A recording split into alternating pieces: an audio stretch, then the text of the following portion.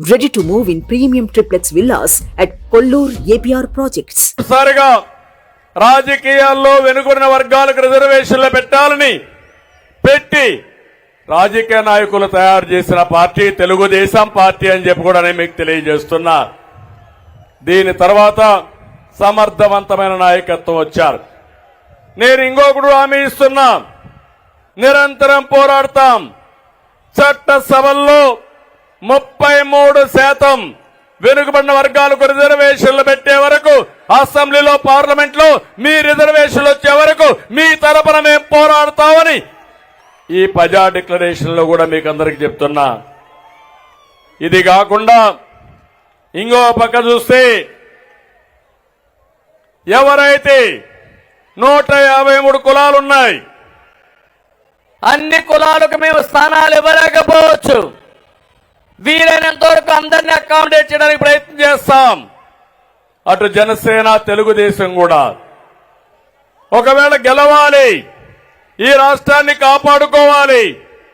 ఒకవేళ ఎవరికైనా మేము రాజకీయంగా ప్రాముఖ్యత ఇవ్వలేకపోతే, స్థానాన్ని కేటాయించలేకపోతే వాళ్ళందరినీ నామినేటెడ్ పోస్టుల్లో పెట్టే బాధ్యత ఎమ్మెల్సీలుగా, ఎంపీలుగా, కార్పొరేషన్ చైర్మన్లుగా వివిధ రంగాల్లో మిమ్మల్ని ప్రోత్సహించే బాధ్యత మాదని మీ అందరికీ హామీ ఇస్తున్నా.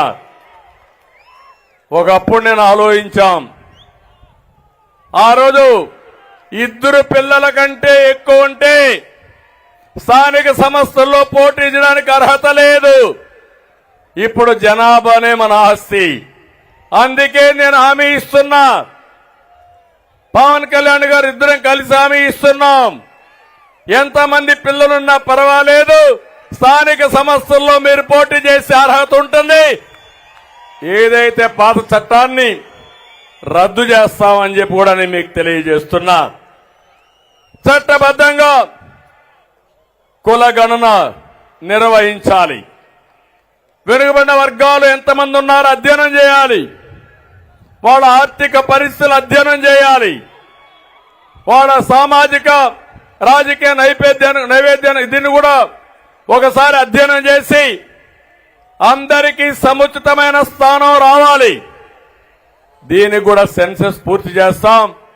మా ఆలోచన ఒకటి, జనాభా దామాషా ప్రకారం ఆర్థికంగా వెనుకబడి ఉంటే ఎక్కువ ప్రాధాన్యత ఇవ్వడం, అందరినీ సమాజంలో సమానంగా పైకి తీసుకురావడానికి, ఆర్థిక అసమానత తగ్గించడానికి మేము ప్రయత్నం చేస్తామని చెప్పి కూడా నేను మీకు తెలియజేస్తున్నా. ఇంకో పక్కన మనం చూసాం, బీసీల రక్షణ కోసం ఒక ప్రత్యేకమైన చట్టం. ఇది అవసరం. 300 మందిని పొట్టన పెట్టుకున్నారు. కొన్ని వేల మీద తప్పుడు కేసులు పెట్టారు. ఇది రాజకీయంగా ఎదుగుతున్నటువంటి బీసీ వర్గాలను అణిచివేసే ధోరణి. అందుకే ఒక ప్రత్యేక రక్షణ చట్టం తీసుకొస్తాం. ఎస్సీలకు, ఎస్టీలకు ఏ విధంగా ఉందో నా బీసీల జోలికి ఎవరైనా వస్తే ఖబర్దార్ జాగ్రత్త ఉండండి హెచ్చరిస్తూ ఈ ప్రత్యేక చట్టం ద్వారా మిమ్మల్ని కాపాడుకునే బాధ్యత మేము తీసుకుంటామని చెప్పి కూడా నేను మీకు తెలియజేస్తున్నా.